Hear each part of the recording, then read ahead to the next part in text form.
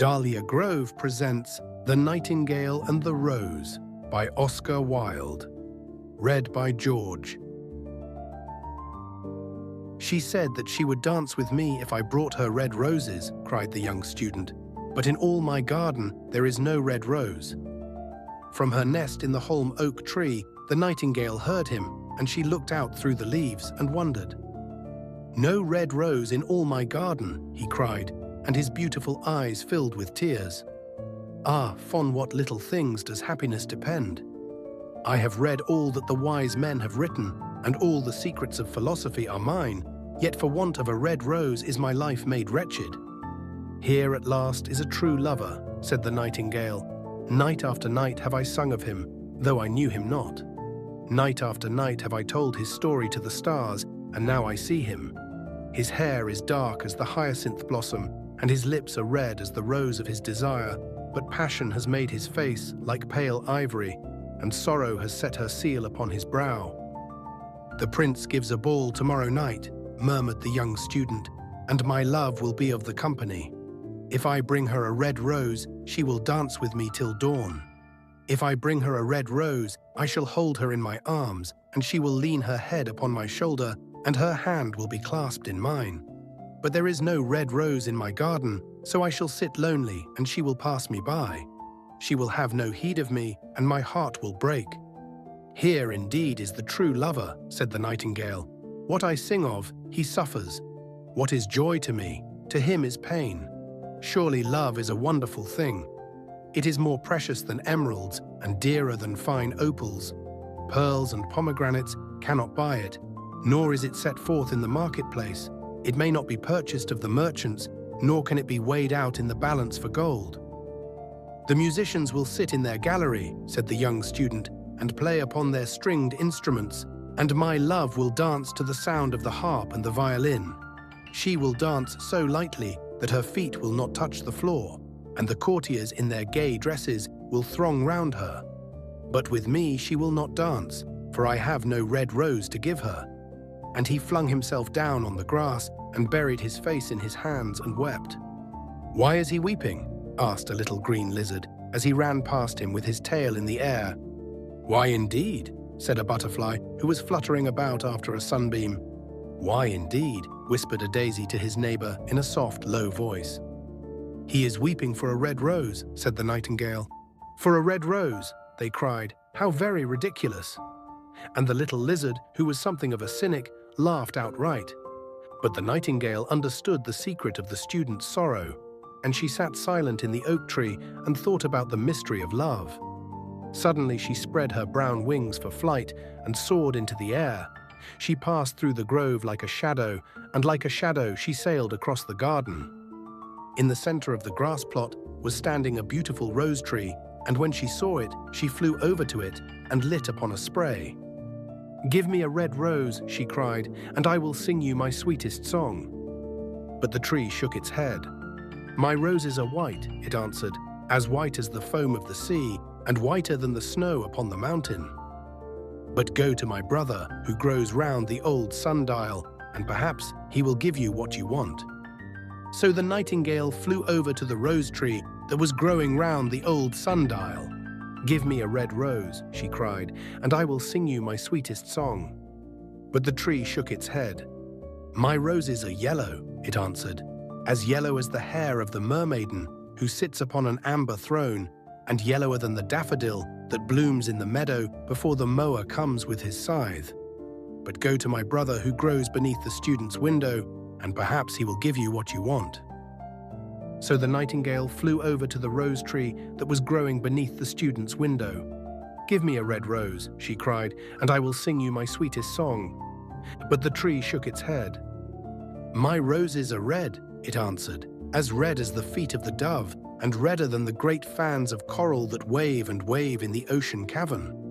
But the winter has chilled my veins, and the frost has nipped my buds, and the storm has broken my branches, and I shall have no roses at all this year." "One red rose is all I want," cried the nightingale. "Only one red rose. Is there no way by which I can get it?" "There is a way," answered the tree, "but it is so terrible that I dare not tell it to you." "Tell it to me," said the nightingale. "I am not afraid." "If you want a red rose," said the tree, "you must build it out of music by moonlight and stain it with your own heart's blood. You must sing to me with your breast against a thorn.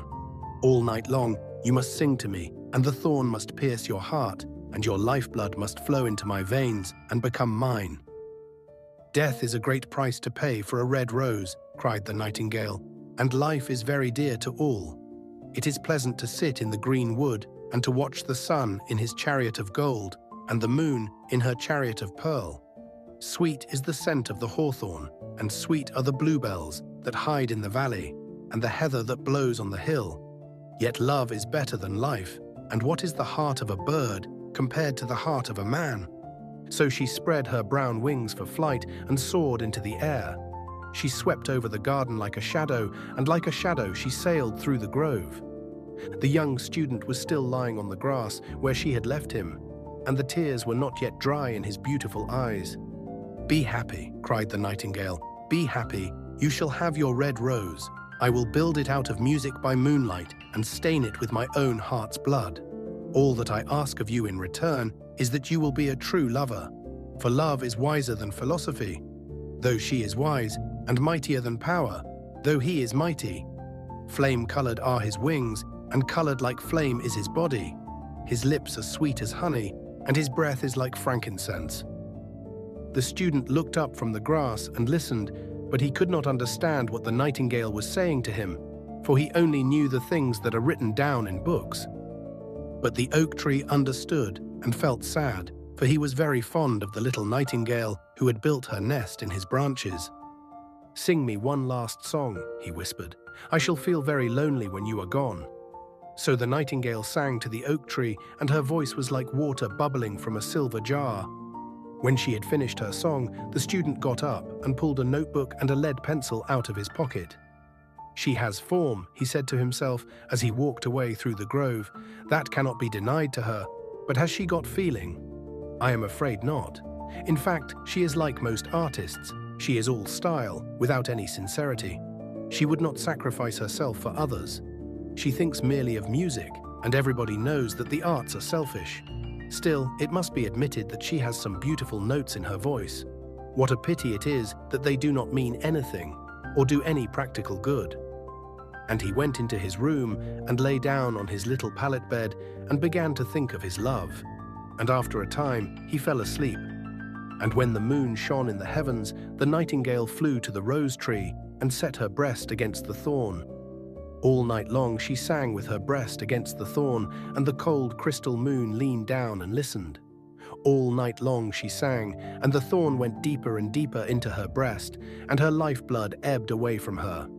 She sang first of the birth of love in the heart of a boy and a girl, and on the topmost spray of the rose tree there blossomed a marvelous rose, petal following petal, as song followed song.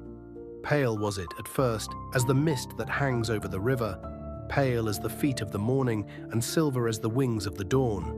As the shadow of a rose in a mirror of silver, as the shadow of a rose in a water pool, so was the rose that blossomed on the topmost spray of the tree. But the tree cried to the nightingale to press closer against the thorn. "Press closer, little nightingale," cried the tree, "or the day will come before the rose is finished." So the nightingale pressed closer against the thorn, and louder grew her song, for she sang of the birth of passion in the soul of a man and a maid. And a delicate flush of pink came into the leaves of the rose, like the flush in the face of the bridegroom when he kisses the lips of the bride. But the thorn had not yet reached her heart, so the rose's heart remained white, for only a nightingale's heart's blood can crimson the heart of a rose. And the tree cried to the nightingale to press closer against the thorn. "Press closer, little nightingale," cried the tree, "or the day will come before the rose is finished." So the nightingale pressed closer against the thorn, and the thorn touched her heart, and a fierce pang of pain shot through her. Bitter, bitter was the pain, and wilder grew her song, for she sang of the love that is perfected by death, of the love that dies not in the tomb. And the marvelous rose became crimson, like the rose of the eastern sky. Crimson was the girdle of petals, and crimson as a ruby was the heart. But the nightingale's voice grew fainter, and her little wings began to beat, and a film came over her eyes. Fainter and fainter grew her song, and she felt something choking her in her throat. Then she gave one last burst of music. The white moon heard it, and she forgot the dawn and lingered on in the sky. The red rose heard it, and it trembled all over with ecstasy, and opened its petals to the cold morning air. Echo bore it to her purple cavern in the hills, and woke the sleeping shepherds from their dreams.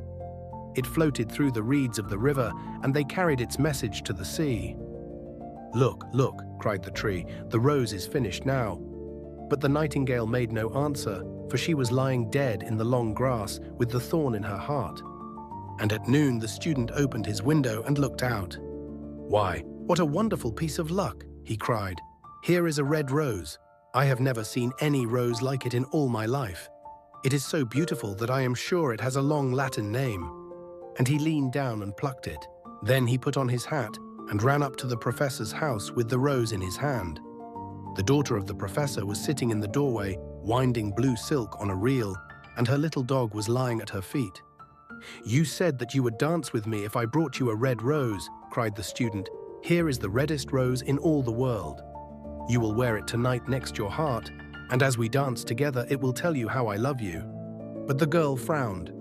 "I am afraid it will not go with my dress," she answered. "And besides, the Chamberlain's nephew has sent me some real jewels, and everybody knows that jewels cost far more than flowers." "Well, upon my word, you are very ungrateful," said the student angrily, and he threw the rose into the street, where it fell into the gutter, and a cartwheel went over it. "Ungrateful," said the girl. "I tell you what, you are very rude.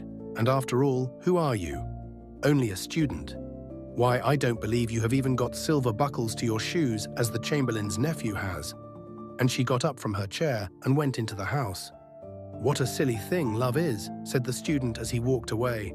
"It is not half as useful as logic, for it does not prove anything, and it is always telling one of things that are not going to happen, and making one believe things that are not true. In fact, it is quite unpractical, and, as in this age to be practical is everything, I shall go back to philosophy and study metaphysics." So he returned to his room and pulled out a great dusty book and began to read.